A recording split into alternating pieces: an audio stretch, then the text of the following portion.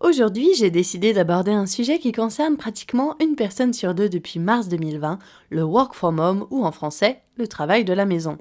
Si toi aussi tu vis dans un monde non pas des bisounours mais celui du Covid, eh bien tu as probablement reçu un super ordinateur de ta compagnie pour te permettre de travailler depuis ton salon, ton bureau ou de ta chambre à coucher pour les moins chanceux.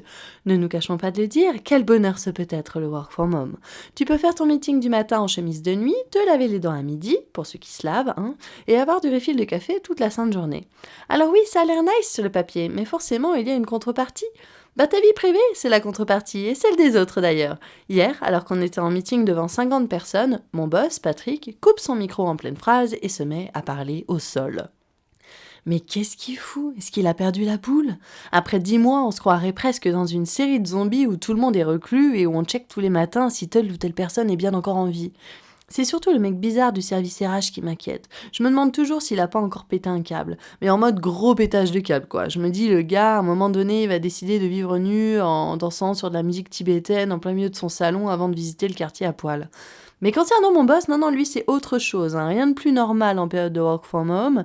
Il rallume son micro et il nous lance « Désolé, mon fils Germain avait une envie pressante. J'ai dû lui expliquer comment faire pour s'essuyer et remonter la cuvette des toilettes. » Ouais, mais Patrick, garde tes explications pour ta femme. On s'en fout, nous, en fait, de ton mioche, on bosse, là. Et ils ont Bordeaux, les enfants, sous l'air Covid, hein. Mon fils a allé chercher à la garderie, l'autre qui doit manger tôt, patati, patata. Du coup, au final, Patrick ne bosse que 2 heures par jour. Mais nous, en fait, on veut faire le meeting, là, donc apprends à te gérer comme les autres, Patrick. Et puis parfois, c'est le mec de ta pote du taf qui passe en calcif devant la caméra sans faire gaffe. Mais bon, mec, on est avec des clients, là, fais attention. Demande à ta blonde où elle en est, ce qu'elle fait. Prends conscience que ta vie, c'est plus la même, hein. Et pense à te remettre au sport, au passage. Moi, le seul avantage que j'y ai trouvé dans ce work from home, c'est que je suis avec mon chéri toute la journée. Avec nos horaires incroyables, avant, c'était difficile de passer du temps ensemble. Maintenant, on se connaît, je dirais, par cœur. Ensemble, 24 heures sur 24 depuis 11 mois. Même mes grands-parents n'ont pas battu ce record. Ah, mais quels beaux yeux bleus il a. Puis c'est quand même cool d'en profiter toute la journée et de lui faire des petits cafés. Et les siestes. Ah, ça c'est cool les siestes.